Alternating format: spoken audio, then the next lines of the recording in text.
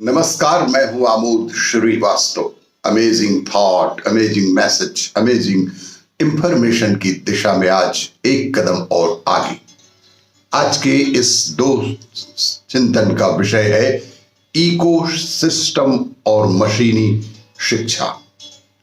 आपको ये मेरा वीडियो अच्छा लगे तो लाइक करें, शेयर करें और लाल बटन दबाकर सब्सक्राइब अवश्य करें। साथ ही बेल आइकन दबाना बिल्कुल ना भूलें। आज के इस प्रथम चिंतन का विषय इकोसिस्टम।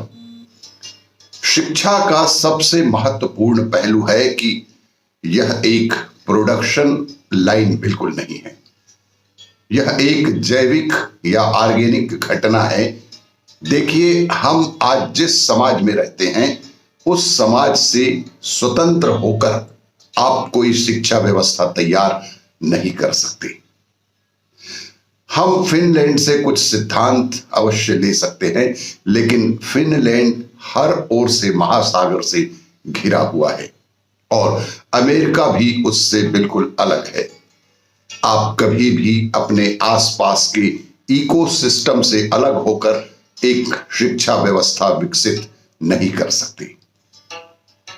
एक सवाल हम सबको खुद से जरूर पूछना चाहिए कि क्या एक समाज के तौर पर हम एक ऐसा इकोसिस्टम तैयार करने के इच्छुक हैं जो एक बच्चे को उसके सबसे बेहतर तरीके से विकसित करने के लिए सटीक हो। क्या हम वो करने जा रहे हैं जो हमें अच्छा लगता है, या फिर हम इसे लेकर जागरूक हैं कि हम जो कुछ भी करेंगे वो हमारी आने वाली पीढ़ियों को प्रभावित ही करेंगे। यह एक महत्वपूर्ण चीज है जिस पर हमें गौर करने की बेहद जरूरत है। क्योंकि किसी बच्चे को शिक्षित करना सिर्फ टीचर या केवल स्कूल या बस अभिभावकों, माता पिता का ही काम नहीं है। उनका सीखना हर वक्त हर जगह चलता रहता है। इसलिए जो कुछ भी हम करते हैं या जो कुछ भी हम कर रहे हैं उसके प्रति हमारा रवैया और जिम्मेदार होना बहुत आवश्यक है। उसके प्रति हमारे भीतर चेतना होनी चाहिए। हम जो भी करते हैं उसे हमारे बच्चे देखते हैं। इस पहलू पर हमें ध्यान देने की आवश्यकता है। बिना इकोसिस्टम के आधार पर कोई भी शिक्षा प्रणाली संभव नहीं है। आज के इस दूसरे चिंतन का विषय मशीनी शिक्षा। हमारे देश में आज शिक्षा ने मशीनी रूप ले लिया है और प्रकृति से जुड़ना शिक्षा का महत्वपूर्ण अंग है। आमतौर पर माना जाता है कि दुनिया में फिलहाल सबसे अच्छी शिक्षा प्रणाली फिनलैंड की ही है। फिनलैंड पिछले 40 सालों में दुनिया की सबसे बेहतरीन शिक्षा व्यवस्था बन गया है, जहां विद्यार्थियों की उपलब्धियां हैं। बच्चे अपनी पढ़ाई बीच में नहीं छोड़ते, उनको पढ़ाई से संतुष्टि मिलती है, उन्हें पढ़ने में आनंद आता है। टीचर्स के लिए भी एक सम्मान है। अभिभावक, माता पिता भी बिल्कुल संतुष्ट हैं और इन सब से उनके समुदायों में एक स्थायित्व है। इन वजहों से वहां की शिक्षा व्यवस्था एक विश्व भर में उदाहरण बन गई है। जितने भी अंतरराष्ट्रीय शिक्षा सूचकांक हैं वे दिखाते हैं कि फिनलैंड के टेस्टिंग के मामले में सबसे ऊंचे स्थान पर है।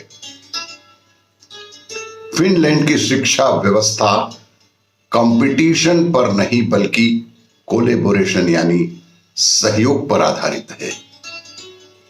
वहां स्कूल आपस में मिलकर काम करते हैं, टीचर्स मिलकर काम करते हैं। यूनिवर्सिटी स्कूल के साथ अभिभावकों, माता पिता के साथ भी मिलजुल कर ही कार्य योजना बनाकर काम करते हैं। वहां बस हाई स्कूल की आखिरी परीक्षा को छोड़कर कोई भी मानक परीक्षा नहीं होती। इतना ही नहीं, वहां ग्रेजुएशन की दर लगभग 100% है। तो ऐसा नहीं है कि हमें फिनलैंड की सारी चीजें यहां लागू कर देनी चाहिए। असली चीज यह है कि सिद्धांतों का इस्तेमाल अवश्य ही होना चाहिए। दिशा निर्देशों का पालन प्रत्येक स्तर पर बेहद आवश्यक है, चाहे वह शिक्षक के मामले में हो, चाहे वह अभिभावक के मामले में हो, चाहे वह दिशा निर्देश देने वाले अधिकारियों के मामले में हो। ये सिद्धांत बेहद बेबाक और स्पष्ट होने चाहिए।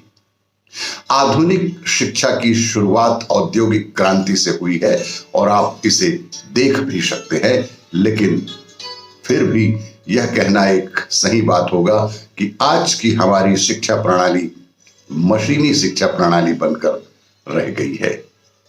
इस पढ़ने पढ़ाने के इस कार्य में जो सबसे महत्वपूर्ण बात यह है कि आज के तारीख में बच्चों को पढ़ाने की जो व्यवस्था है वह इकोसिस्टम से मेल जोल खाता हुआ होना चाहिए।